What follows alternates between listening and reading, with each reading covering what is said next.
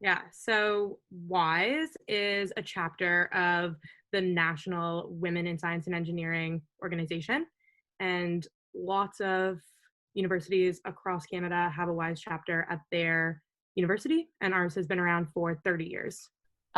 So my story is a little bit different than Amy and Lisa's, but I got into WISE actually last year. I applied to be the Dinner with Industry coordinator.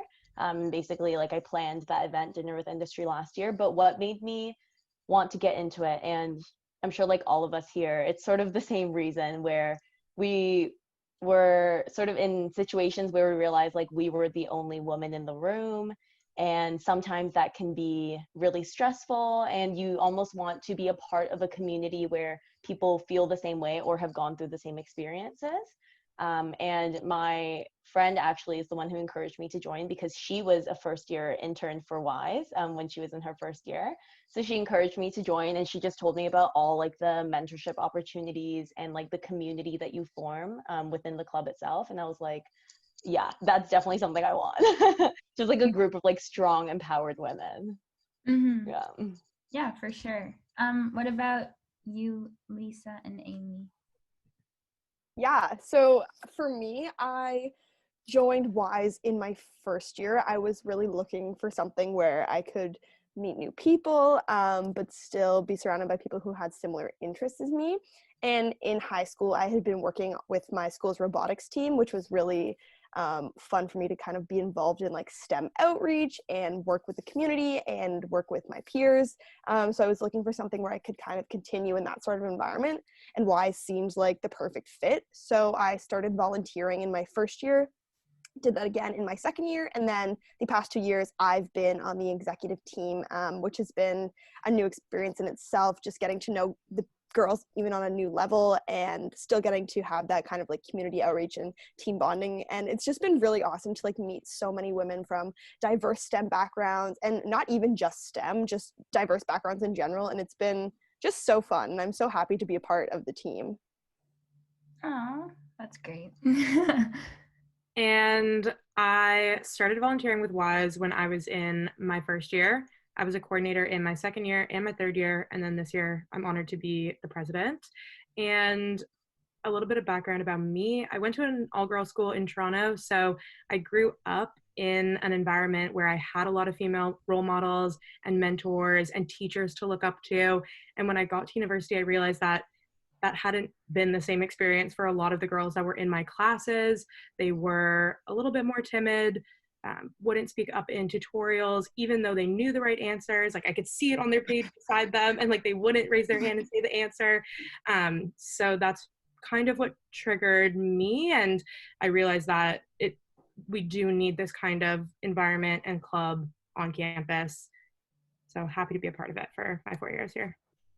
It's a big question. Oh, can I say something first? I feel like Lisa will probably reiterate this, but I feel like WISE is not just for science and engineering. Like it is for anybody, really. STEM is such like a broad field, but it often gets pegged down to just those four: science, technology, engineering, and math, which kind of already have these like connotations associated with them.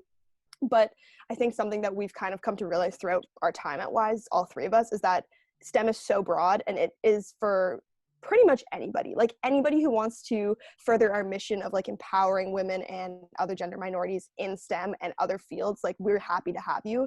So I think that is like something really important for people to know about WISE. Yeah. Yeah, Amy stole my point. I'm always a big advocate for anyone who is a part of anywhere where there is underrepresentation. So I'm in global development, Amy's in environmental geology, Nicole's in computer engineering. So you can be from any background, any year. Also, it's never too late to get involved. Even if you're in fourth year and you want to be a volunteer, like we're happy to have you. I think one part about Queen's Clubs that I've found really challenging over the years is that everything needs an application, everything needs 2 rounds of interviews, and even then you still might not be accepted onto their quote unquote executive team, but anyone's welcome in our mentorship program and anyone's welcome as a volunteer. So I would say just if you have any questions or you want to know how to get involved, just reach out to me. So wise@nsoc.queensu.ca. It's all over our website, and I'll let you know what's up. Mm-hmm. Great. I just want to add one thing. I know we like briefly talked about it, but another thing I want people to know about WISE is like, I know that it's women in science and engineering, but really we are for any gender minority and increasing any sort of representation. So no matter what you identify as, you can join our club. Like really, it's just about the mission, right? And it's just about increasing that underrepresentation. So we don't gatekeep based on gender. We don't gatekeep based on what program you're in. It's just really a community that's moving towards the same mission. And touching on Lisa's point, I think that's something that really differentiates WISE, even though obviously we are technically an executive team. It does really feel like a community. And I know I'm like so biased in saying that because we're like part of it, but it really does feel like a community, especially when it's such a sensitive but also like empowering mission. I think that's what really helps bring us together. It's definitely a big one.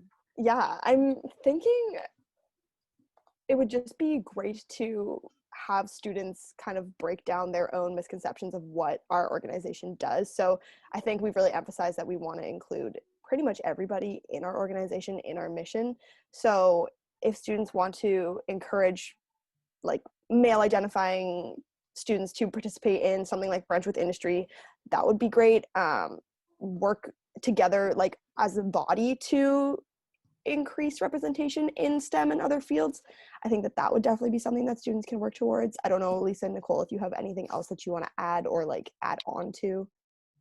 Yeah, I in global development and biology, there are a lot of female identifying people. So in my own classes and tutorials, like I haven't been put in too many positions where I'm the only female in the room.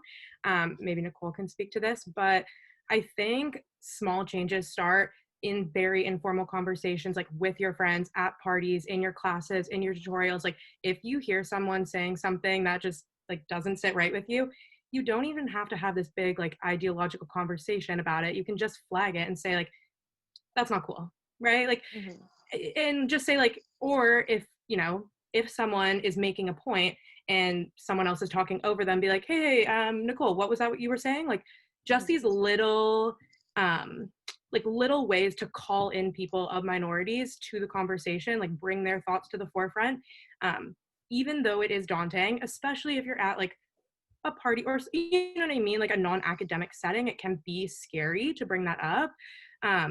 But I think that is the biggest way that students can make small changes in their own friends' minds, like these, right? Like your parents as well. Like these conversations start like at home, at the dinner table. So that would be my only advice. Yeah. Mine is a bit similar. I was going to say, like, first of all, as a woman in computer engineering, I definitely relate to being the only girl in the room or like that sort of deal, right? It's a very like stereotypical STEM field, I feel. And the change I would like to see would definitely be to see more allies. And being an ally doesn't necessarily mean like you have to like hang this like huge flag like all the time or anything like that. It's like Lisa said, it's the little things. It's just sitting there like in that discomfort with the other person and being able to validate and or defend them. But going away from that point, I definitely would like to see in general just more diverse gender representation within these very male dominated fields. And how other students can help would be just joining other EDI initiatives. Like that really is it. That's how I see us making progress. Because if someone is in first year, I'm just going to take engineering as an example, but in first year engineering, it's general and you don't know which stream you're going to pick or which you're going to like major in.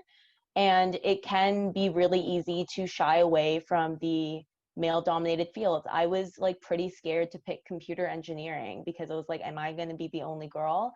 But when you see other women or other gender minorities, or even just people who look like you, having done it before you, it makes it a lot easier because you're like, okay, well, they did it, so I can do it too. Even though we all knew that you could do it and we're always rooting for everyone, but it makes it easier. It makes it easier to take that first step.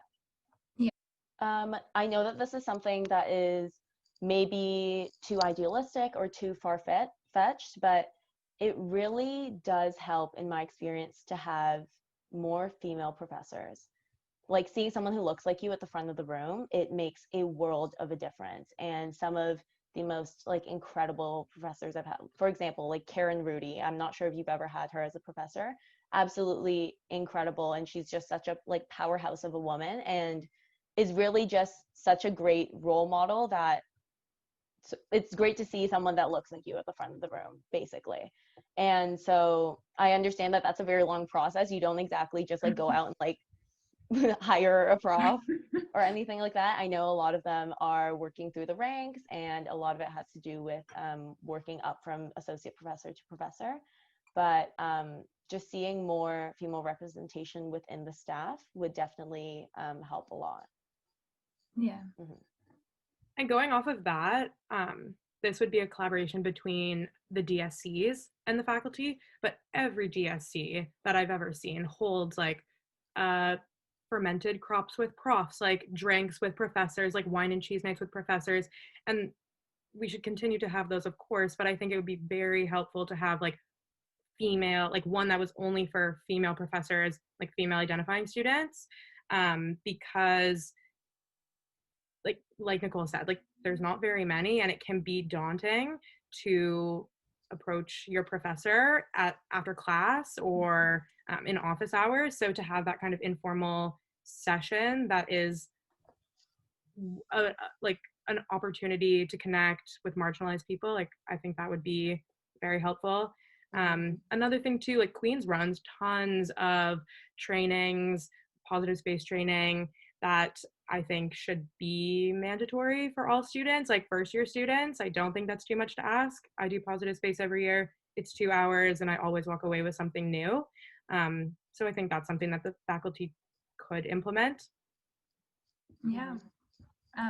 Amy, do you have anything? Yeah, totally. I think something like Lisa was just saying about having the faculty implement these like mandatory trainings or different things like that could be really beneficial. And often I feel like when it comes to things like EDI, there's a lot of talk and a lot of show. So I feel like it would be very beneficial to have a little bit more follow through, something as seemingly simple as implementing a mandatory training that Lisa said it's only a 2-hour session.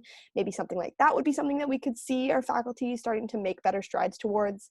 That's kind of like the only thing that I can really think of that would be like a concrete action on behalf of the faculty, is just kind of making sure that when they commit to something verbally, that then they follow through with like the actions to back it up. And that's a lot easier said than done, especially coming from like us as an organization. I know that's something that we're definitely trying to work on as well, is making sure that we stay true to the things that we say that we're going to do. So I'm really hoping that moving forward, the faculty will be able to make those types of commitments as well. Yeah. And just to build on Amy's point, in establishing any policies or any training or anything concrete within the structure of Faculty of Engineering, I want to stress that it should not be built or put in place as a result of just feedback from marginalized groups. It should not be based on marginalized individuals educating others based on reliving their own trauma and having to talk about their own experiences.